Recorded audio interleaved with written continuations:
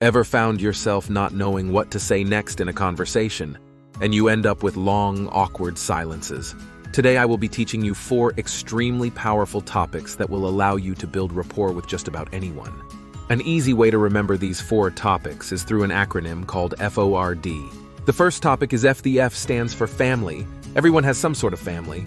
They are the first type of people we get to know, so they hold a special place in our hearts. Studies have shown that when people share family matters with strangers, they feel significantly closer to them afterwards.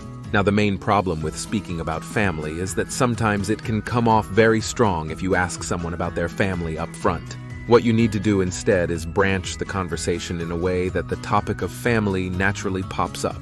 Here's 2 ways to go about this. The first is to talk about your family first. Let's say you're in a social setting like a party and you're talking with some girl and you notice that there's a loud, excited guy on the dance floor. You could say something like, "You see that guy on the dance floor? He reminds me of my younger brother, who's always energetic and not afraid to let loose. I think younger siblings are always like that. Do you have any siblings?" By saying something like this, you direct the conversation towards family, and you also make the initiative to open up first. This gives her the opportunity to talk about her siblings without having her guard up. Now, the second way to get someone to talk about their family is by using what are called non sequiturs. These are assumptions that you make about someone. Let's say you meet someone in the grocery store as you're waiting to pay at the teller and you notice that they have a trolley full of groceries. You can say something like, "Looks like you come from a big family." Non sequiturs like this accomplish 2 things. It creates a sense of curiosity leading to questions like, "Why do you think I come from a big family?" They also cause the listener to correct your statement. Maybe they don't come from a big family and they start talking about it, or maybe they do come from a big family and they start talking about it. The second topic is O. The O stands for occupation. They say that 45% of our lives are spent on our occupation, whether it be at school or at work. It's definitely a big part of our lives. Speaking about someone's occupation is actually very common. It's considered surface-level conversation.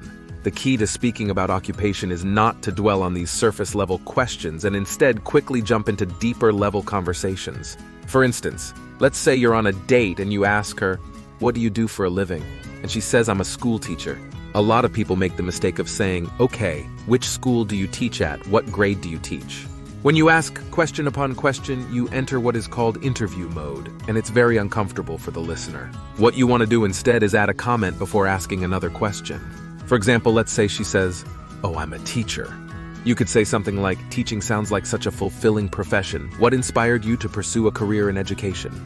By saying something like this, you're adding a little bit about what you feel about her occupation before asking the next question. This leads to significantly deeper topics than, "Oh, what school do you work at?" When meeting a stranger, talking about family first is probably your best bet. That is because out of the 4 topics, occupation is the most talked about. They feel extremely comfortable talking about it. Third topic is R. The R stands for recreation. Everyone has some sort of recreational activity.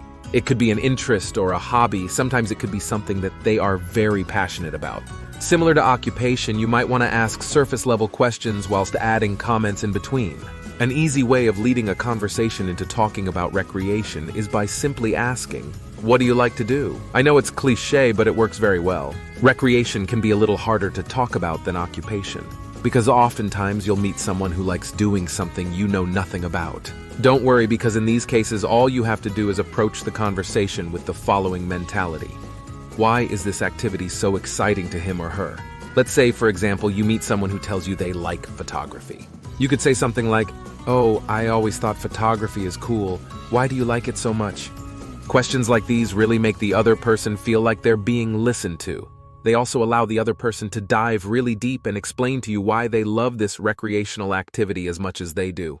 The last topic is D.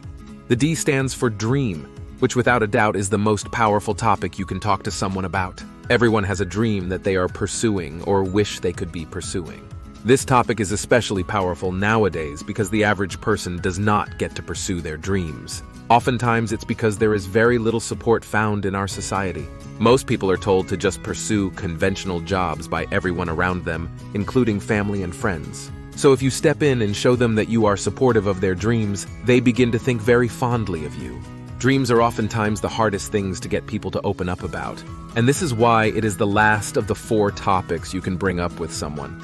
You want to make sure you have built enough rapport with someone before leading the conversation towards dreams in order to get truly meaningful responses. Here is an example of how you can redirect a conversation towards dreams. Sometimes you can pick up on someone's dream through their recreational activity. Let's say, for instance, they say, "I love to draw."